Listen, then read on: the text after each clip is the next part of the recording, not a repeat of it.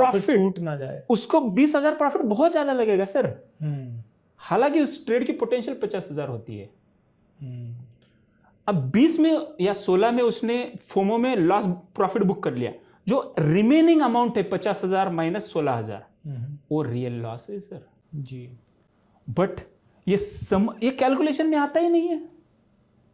But वो है भी तो कितना रिस्की। मान लो 20,000 लगाया, अब वो 50,000 तक जा सकता है, बट वो जाएगा दोपहर में 3 बजे और मैं लेके बैठा हूँ, मान लो, या दोपहर में 1:30 बजे जाएगा, मैं लेके बैठा हूँ ट्रेड सुबह 10:30 बजे। तो अब वो दिन भर रुकना, जिसमें वो हजारों बार धड़कनों को ऊपर नीचे करता है, और उसको लगा के छोड़ दिया। मैंने तो कई बार ये भी जब मैंने आपकी तरह काफ़ी इसको सीखने की कोशिश की थी, क्योंकि मेरे को इतना है कि मेरे कई सारे कस्टमर्स मुझसे सवाल पूछते हैं ना, मुझे ट्रेडिंग में कोई करियर बनाना है, मेरा बहुत अच्छा करियर भगवान की कृपा से है, लेकिन एक इंटरेस्ट था, क्योंकि नई नई चीज़ें पता होनी चाहिए, क्योंकि लोग पूछते हैं। तो मैंने जब कई बार ऐसा भी सोचा है, कई ट्रेड पंडितों के साथ बातचीत करके, कि ठीक है भाई, आज ये ऊपर जाएगा, 50 पॉइंट ऊपर जाएगा, लगा के भूल जाओ। लगा के 1 घंटा भूले जब तक, तो देखा तो आपकी कैपिटल आधी हो रखी है, और वो ऊपर भी जा रहा है, तो उसमें वो जो डिके है, प्राइस डिके, जिसको थीटा बोलते हैं, वो भी हो रहा है। तो फिर इन सबको संभालते संभालते एक एवरेज ट्रेडर तो मर ही जाएगा। देखिए, it's a lack of knowledge.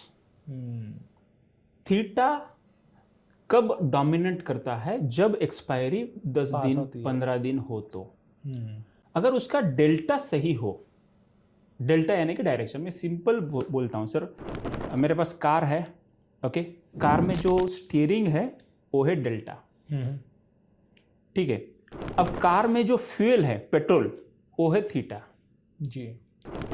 Road का कंडीशन जो है वो है वेगा, करेक्ट, ठीक है। एंड जो एक्सेलरेटर है वो है गैमा, ओके।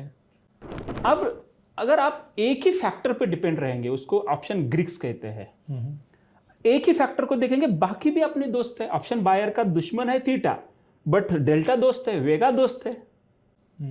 वोलेटिलिटी जब बढ़ती है तो प्राइस भी बढ़ते हैं जी, मोमेंटम आता है तो प्राइस भी बढ़ते हैं। तो ऑप्शन बाय करते समय कम से कम 15 दिन एक्सपायरी के आगे का बाय करें। अच्छा, मतलब आज मैं जो ट्रेड लूं ऑप्शन ट्रेडिंग में, ऑप्शन बाइंग में, वो आज जो मार्केट खुला हुआ है कॉन्ट्रैक्ट, उसका लूं ही नहीं इस वीक वाला। एक्सपायरी नजदीक है ना सर, 7 दिन का ही है, 5 दिन का ही है इनफैक्ट। एक सिंपल बोलता हूं सर, मान लो हम दोनों को दिल्ली जाना है। अब हमारे पास कई सारे साधन है, बट हम रेलवे से जाने का प्रीफर करेंगे। अब रेलवे में जाना है तो हमको क्या करना पड़ेगा? रिजर्वेशन करना है। तो वो रिजर्वेशन करने से हमको फ्यूचर डेट का कॉन्ट्रैक्ट मिल रहा है आज, करेक्ट, तो वो हो गया फ्यूचर। ट्रू।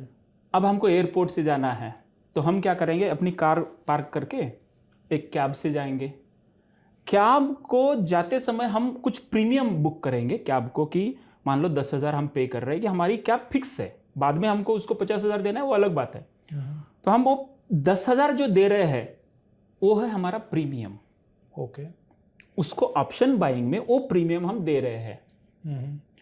अब वो प्रीमियम हम किसी और को बेच भी सकते हैं। डिमांड बढ़ गई तो 10,000 का 12,000 हो गया, हमने किसी को बेच के वो स्क्वायर ऑफ हो गया जी। तो हम जो एक्सपायरी 15 दिन 1 महीने की रखते हैं ऑप्शन बाय करते समय, थीटा हमारा कुछ बिगाड़ कोई दिक्कत नहीं सकता। उसके अलावा डेल्टा हमारा दोस्त होता है, वेगा हमारा दोस्त होता है। बस कीचड़ में नहीं फंसना है सर हमको। करेक्ट। कीचड़ में आने के, हम पुणे में रहते हैं, हम यहाँ से निकल रहे हैं, सबसे पहले ट्रैफिक आएगा ना सर। तो ट्रैफिक आने के हमारा ट्रैप है, ट्रू। तो हम एक्सप्रेस हाईवे पे जाएंगे तभी गाड़ी जोर से भागेगी। एब्सोल्युटली। तो लेकिन ट्रेडर गलती क्या करते हैं? ट्रैफिक में ही ज्यादा क्वांटिटी डाल देते हैं। अब वहां पे आगे पीछे में वो लॉस में निकल जाते हैं। जब हाईवे में जाने की बारी आती है उनके पास कैपिटल नहीं रहता है। नहीं है। तो मान लो हाईवे पे गए, मतलब 2 महीने बाद का, 1 महीने बाद का हमने कॉन्ट्रैक्ट लिया, तो 1 महीने बाद का जो कॉन्ट्रैक्ट अगर हम लेते हैं, तो उस पे भी आज अगर मैंने वो कॉन्ट्रैक्ट एग्जीक्यूट किया तो उसमें भी मेरे को आज ही प्रॉफिट मिल सकता है। यस। वाओ। मान लो आपने आज रेलवे का रिजर्वेशन किया, 5,000 रुपये हमने पे किया। करेक्ट। कल कोई आके बोलता है कि नहीं मुझे अर्जेंट है, मैं आपको 6,000 देने के लिए तैयार हूं। बिल्कुल। एंड आपको उसकी जरूरत नहीं है, तो हम देखिए 1000 में अपना मुनाफा कर लेंगे।